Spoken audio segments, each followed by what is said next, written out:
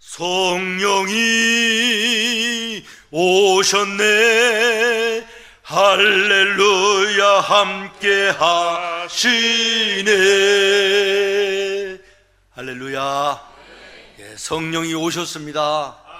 성령 강림주일입니다. 우리 찬양한 대로 늘 성령이 우리와 함께해서 이 어둠의 세상을, 힘들고 곤고한 땅을 승리하며 걸어가는 우리 모든 성도들 되기를 예수님의 이름으로 축복합니다. 바벨론이라는 나라가 이스라엘을 쳐들어왔습니다. 하나님의 거룩한 성전이 있는 예루살렘이 무너지고 나라를 빼앗기고 많은 젊은 군인들 그리고 똑똑한 젊은이들이 수도 없이 바벨론으로 포로되어 끌려갑니다.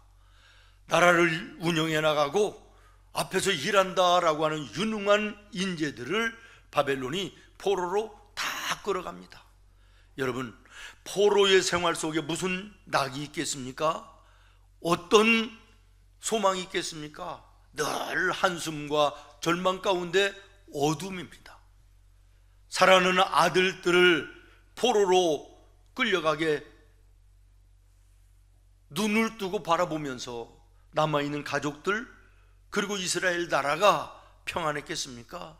얼마나 어둡고 칙칙하고 한숨으로 가득하고 절망으로 가득한 그런 세상 아니었겠습니까?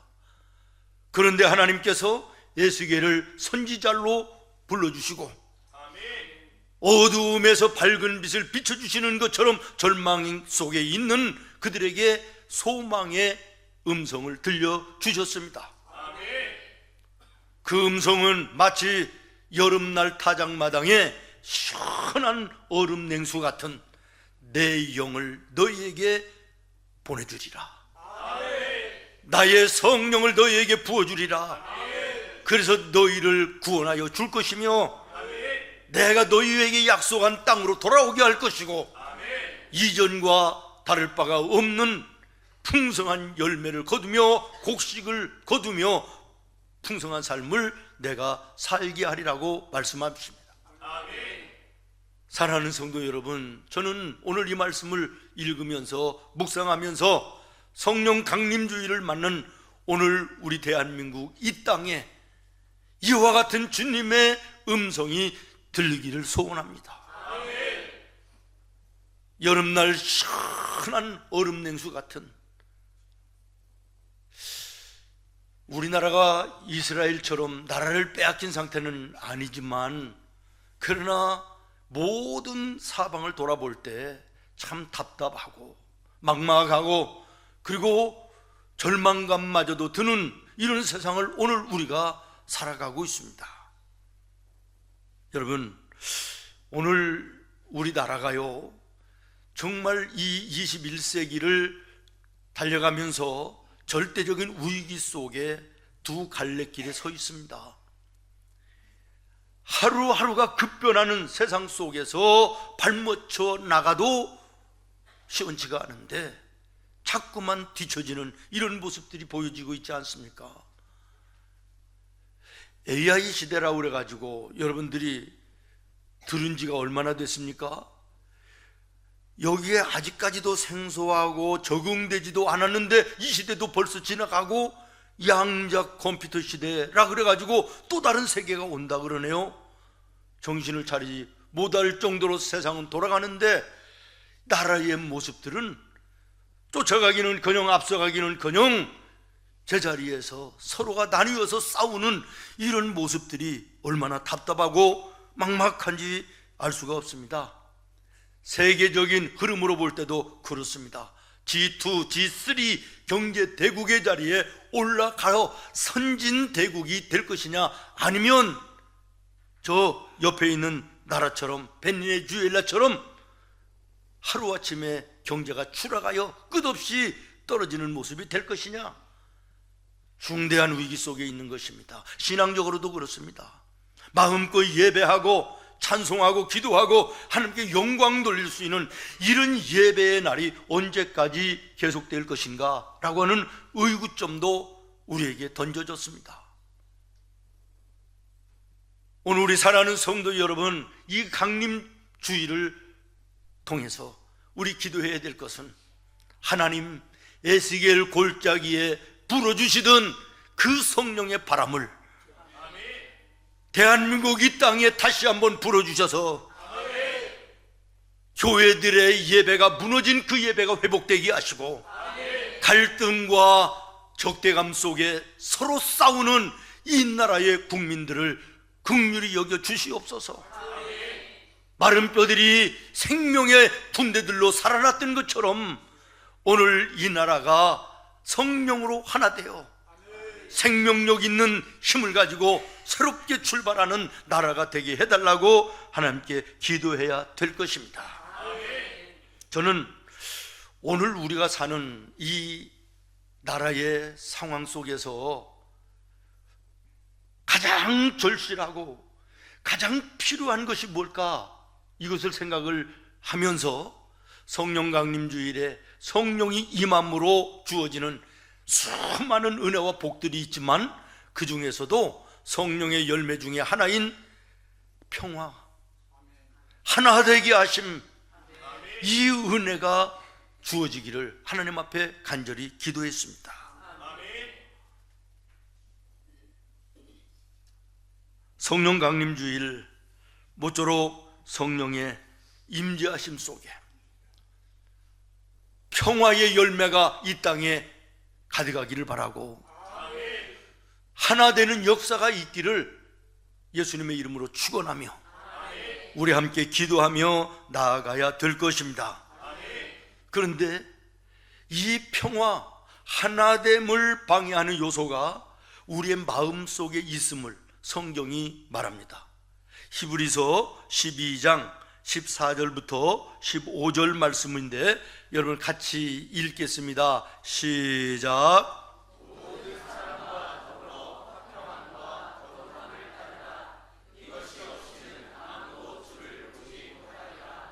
너희는 하나님의 은혜에 이르지 못하는 자가 없도록 하고,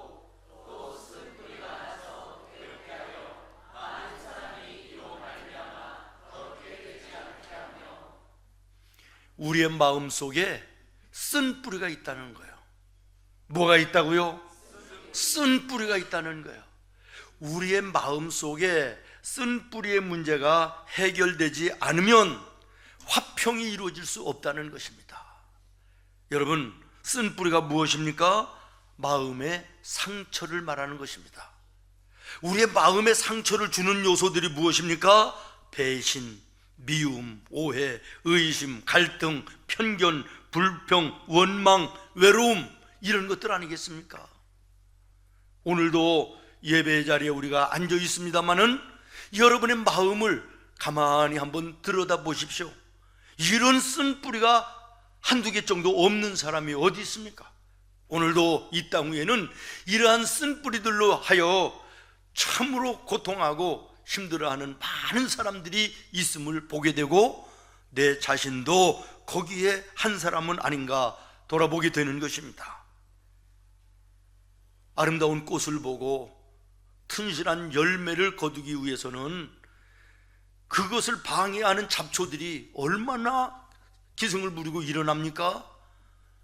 그것을 그냥 두고서는 아름다운 꽃과 열매를 볼 수가 없지 않습니까? 그래서 부단히 잡초를 깎아내고 뽑아내고 힘쓰지 않으면 안 되는 것처럼, 오늘 우리의 삶에 은혜로 풍성한 복되고 형통한 이런 삶을 살기를 원한다면 내 마음 속에서 매 순간마다 돋아나는 이 쓴뿌리 요소들을 잘라내야 되는 거예요.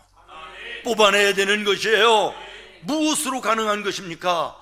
하나님의 말씀에 검으로 잘라내야 되고 기도의 호미로 뽑아내야 되는 것입니다.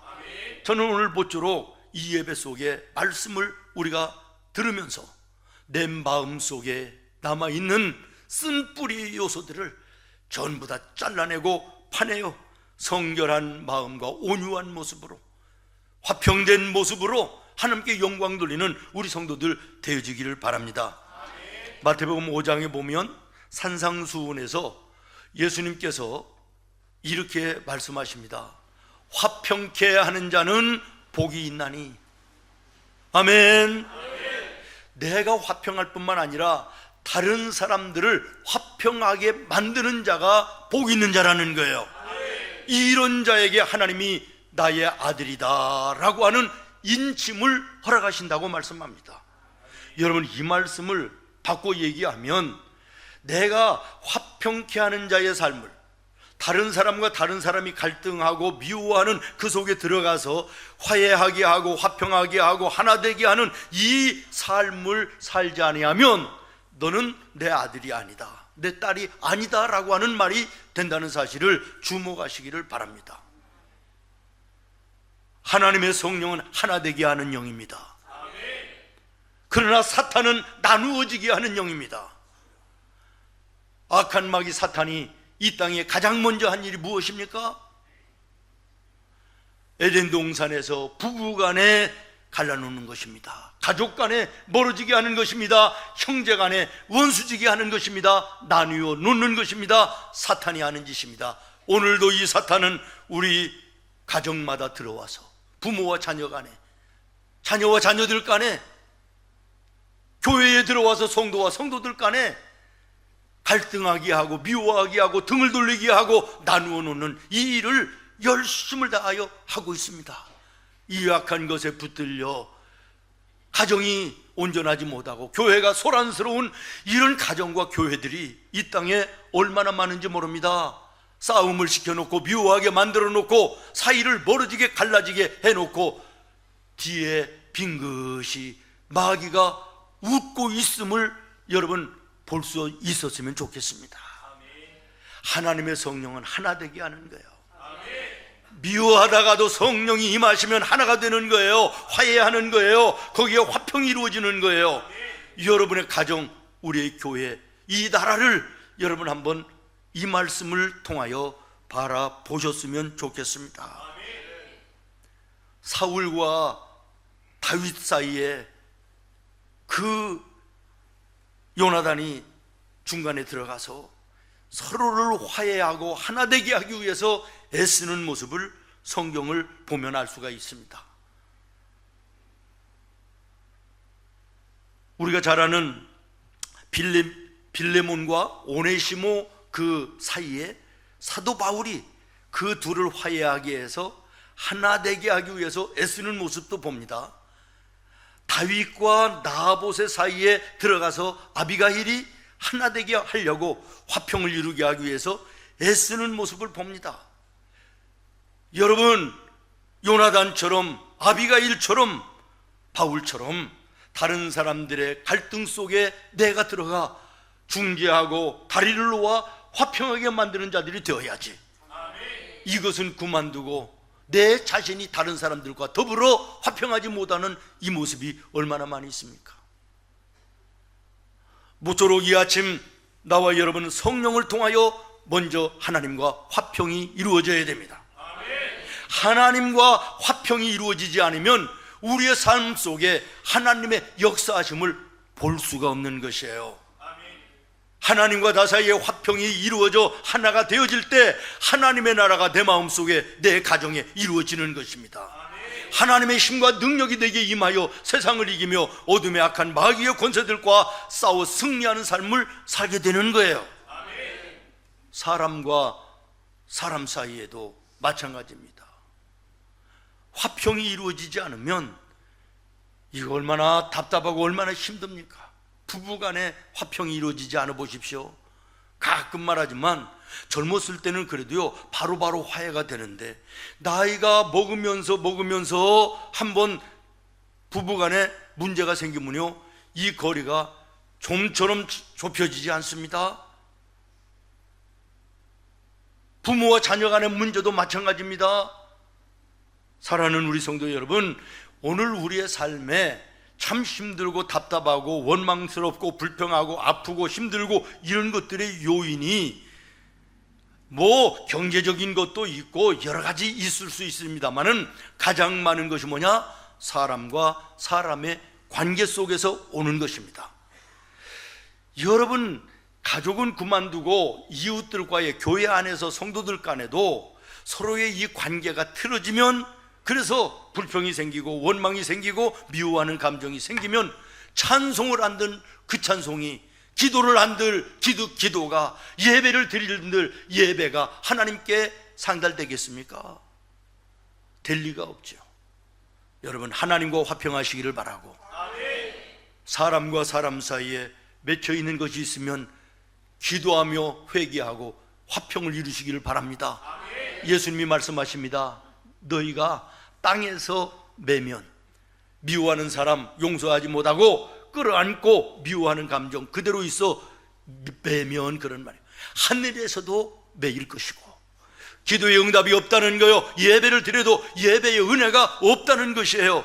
땅에서 풀면 하늘에서도 풀리리라.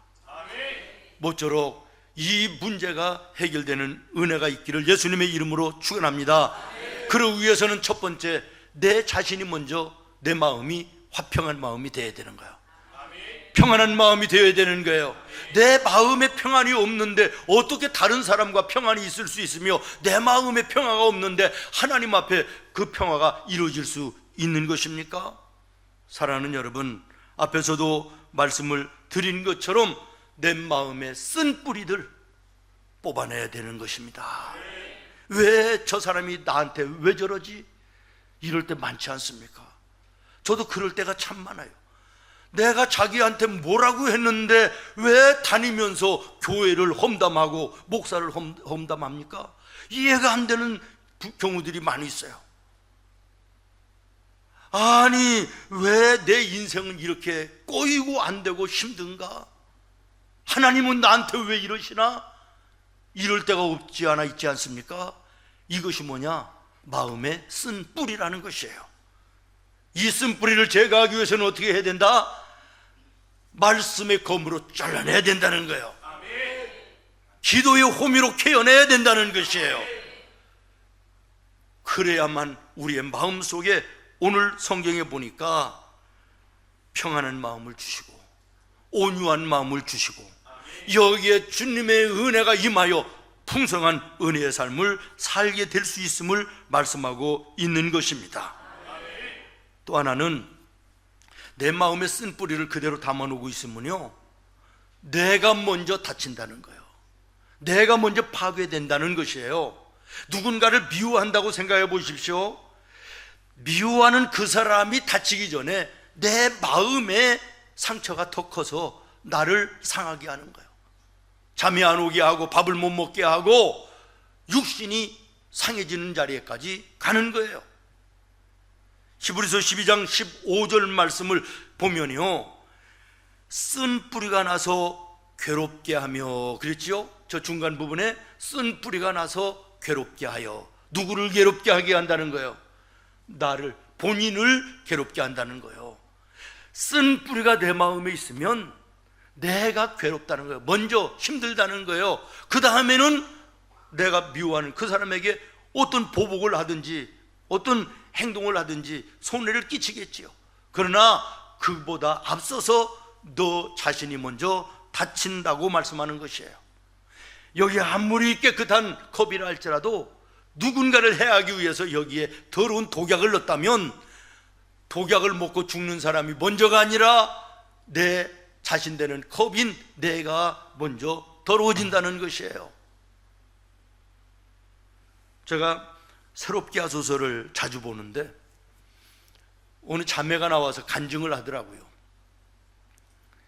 만성 두통에 그 고통은 말할 수 없다는 거예요. 24시간 고통, 두통으로 괴롭다는 거예요.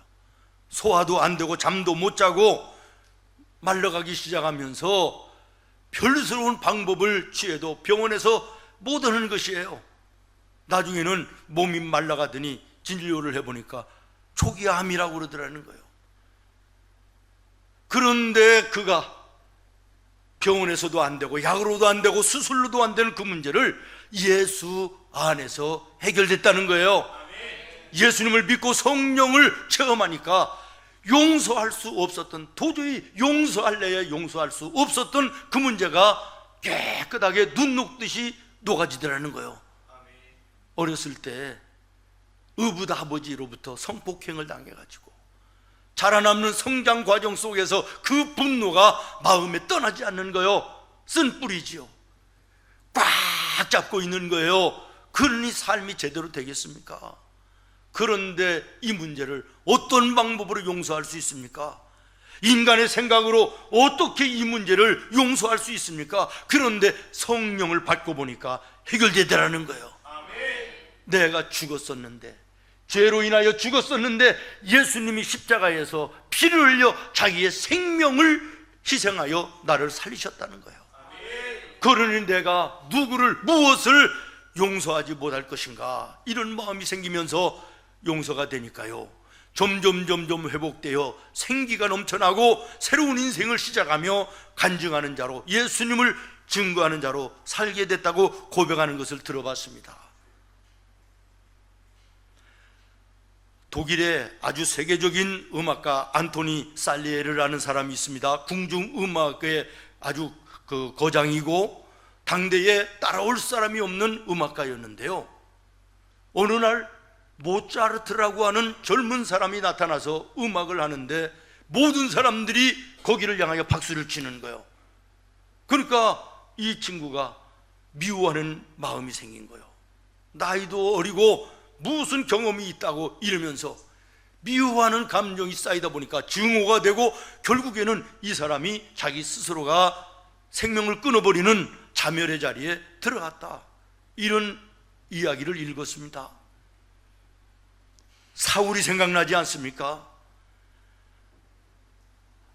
아무 죄도 없는 다윗을 자기보다 인기가 높다라고 하는 그거 하나 때문에 5년 동안 왕의 자리를 뒤로하고 죽이기 위해서 다윗을 쫓아다니는 거예요. 결국에는 어떻게 됐습니까? 하나님이 버리시고 다윗을 오히려 들어서 이스라엘의 왕으로 세우심을 믿습니다. 여러분, 우리가 잘 아는 요셉, 자기 형들이 애굽 사람들에게 인신매매로 자기를 팔지 않았습니까? 그런데 요셉은 형들을 용서합니다. 억울한 2명을 쓰고 감옥에 들어갑니다. 보디발의 아내 억울한 2명을 씌웠는데도 용서합니다. 감옥 안에서 관원의 배신을 당하면서도 배신한 그 관원을 용서합니다. 그래서 요셉이 망했습니까? 아닙니다. 하나님께서 들어 애굽의 국무총리를 삼으셨음을 믿습니다. 무슨 말이냐? 내 마음에 쓴 뿌리가 제거되면 하나님이 들어 높이 세워 영광을 받으시고, 오늘 본문의 말씀에 있는 것처럼 다시금 곡식에 튼실한 것들을 얻을 것이며 풍성한 과일을 얻을 것이며 기름진 땅에서 너희가 부족함이 없이 기근 중에서도 풍성한 은혜로 살게 하리라. 이런 은혜를 받는다는 거예요. 그러나 쓴 뿌리를 내가 제거하지 못하면 이것이 나를 자멸하게 한다, 나를 고통스럽게 한다는 것, 내 인생을 무너지게 한다는 사실을 기억하시기를 바랍니다. 혹시 도저히 용서할 수 없다, 이런 경우 있습니까? 내 의지로, 인간의 생각으로, 노력으로 안 될 수 있습니다. 그렇기 때문에 하나님의 성령이 오신 것이고, 성령을 구하는 자에게 하나님께서는 성령을 선물로 주신다고 그랬습니다. 성령을 받으면 용서가 되는 것이에요. 오히려 그 영혼이 불쌍해지는 거예요. 그래서 그 영혼을 위해서 기도해 주게 되는 거예요.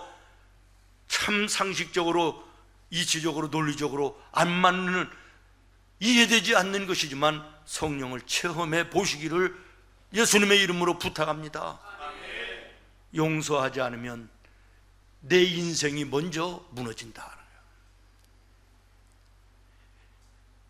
책에 보니까 용서하지 않는 사람은 눈을 뒤통수에 달고 다니는 사람과 같다, 이런 말을 했더라고요. 눈이 뒤에 붙어 있으면 제대로 갈 수 있습니까? 얼마나 막막합니까? 비틀거리고 쓰러지고 난리가 나겠죠. 눈이 앞에 붙어 있어야 앞을 보고 가는 겁니다. 여러분, 용서하지 못해 내가 도저히, 이것은 뭡니까? 과거에 붙들려 사는 사람이에요. 뒤를 돌아보며 뒤에 얽매여 사는 사람이에요. 그러니 오늘의 인생을 제대로 살고 내일을 향하여 갈 수 있느냐는 거예요. 그러나 예수님의 이름으로 성령을 통하여 용서하여 쓴 뿌리를 뽑아내는 사람은 내일을 향하여 달려가는 것입니다.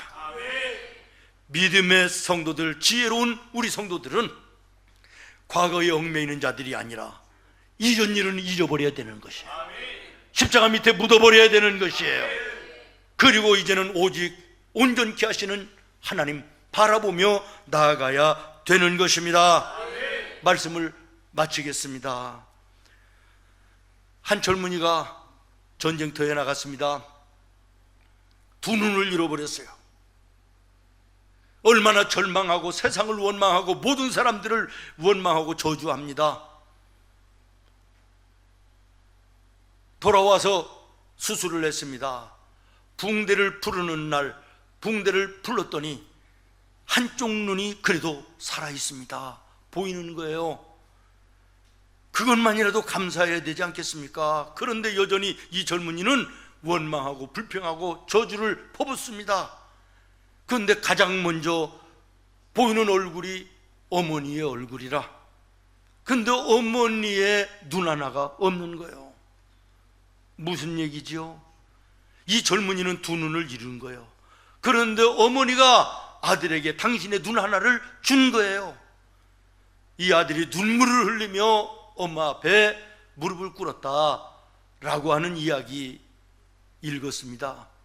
사랑하는 우리 성도 여러분, 예수님은 나를 용서해 주시기 위해서, 뭘 하기 위해서? 용서해 주시기 위해서 눈 하나를 뽑힌 이것이 아니라 십자가에 다신신의 생명을 피 흘려 내놓으셨다는 거예요. 이 용서하심으로 내가 하나님을 만나 구원의 백성이 됐다면, 까짓것 나한테 말 한 번 잘못한 거, 뒤에 돌아다니며 손가락질하며 욕한 거, 불평한 거, 이 정도, 이거 용서 못합니까? 그 사람이 나를 조금 더 알았으면 뒤에서 뒷담화하는 것으로 끝나지 않았을 거예요. 여러분 사람과 사람 관계가 바로 돼야 살만 나는 세상이 되는 거예요.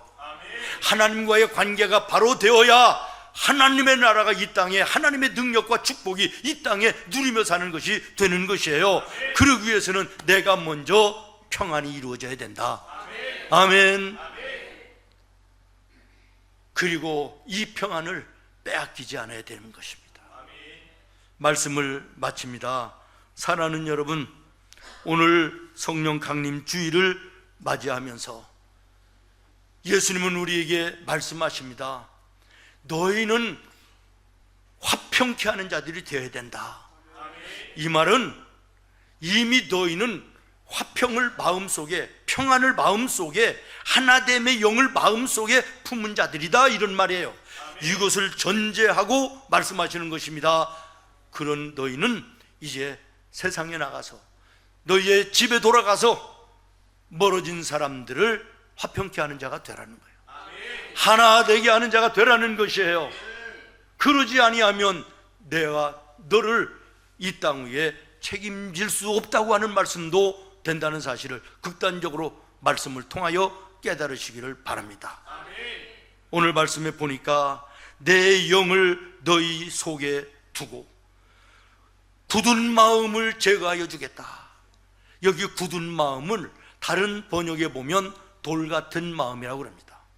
혹시 여러분 돌 같은 굳어진 마음으로 세상을 향하여, 사람을 향하여, 하나님을 향하여 그런 상태는 아닌가 돌아보시기를 바라고, 이 돌 같은 마음을 부드러운 마음으로 바꿔주시는 하나님의 성령을 구하시기를 바랍니다.